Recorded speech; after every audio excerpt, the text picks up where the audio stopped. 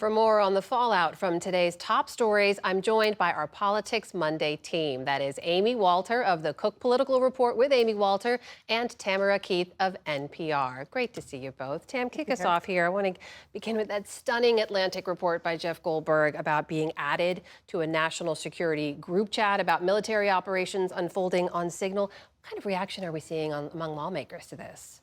I think some very telling reaction is from the President of the United States, who was asked about it and essentially said, I don't know. He said, you're telling me about it for the first time. This was hours after the story broke, and he's claiming not to have been briefed on this major national security breach. You have lawmakers from both sides of the aisle, bicameral, all of it, concerned, very concerned about this, because this was a breach.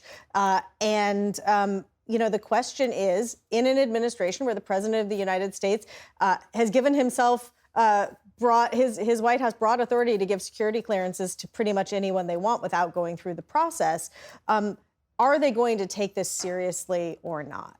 Amy, what's your take on that? They'll take this seriously or not?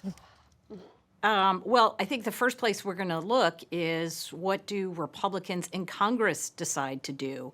I think it's pretty clear that had there been a Democratic president in office, that this had happened under their watch, I would expect to see Republicans rise up and say there must be hearings here. Remember, Congress is a co-equal branch. Their job is to hold the executive branch responsible and to dig into these sorts of incidents. Now, Democrats right now are calling for these level of hearings. We're not hearing that from Republicans yet. They come back today, tonight, and I think that would be something that you could see if we have these conversations a lot on this between the three of us about whether we're seeing an adequate position and when it comes to the three branches, whether the legislative is holding the executive accountable. Where does the judicial fit into this? Here is a perfect example where the legislative could be holding the executive accountable for this. I don't expect to see it happen, but maybe. We shall see. Well, meanwhile, while I have you both, I want to ask you about events over the weekend. Thousands of people we saw turn up to a rally in Denver, Colorado. It was headlined by Congresswoman Alexandria Ocasio-Cortez and Senator Bernie Sanders. Tam, as you saw, it was billed as part of their Fighting Oligarchy tour. What do you take away from the size of the crowd, from the reaction of the crowd, and also just the messaging that Sanders and AOC were giving there? Yeah, I think that there is a lot of pent-up Democratic energy looking for a place to go. Among voters, among Democratic voters who are deeply frustrated with what they're seeing out of Washington, wondering, where is the leadership? What is the party that they voted for and followed? What is that party doing? And it is notable that Bernie Sanders is an independent, and he is both caucuses with Democrats, but is also quite critical of Democrats. In terms of the message, a lot of the economic message is something that other Democrats do actually want to. It's a very similar message to what other Democrats are looking to push headed into the midterms. As President Trump ran on bringing down grocery prices and other prices, and prices are still high.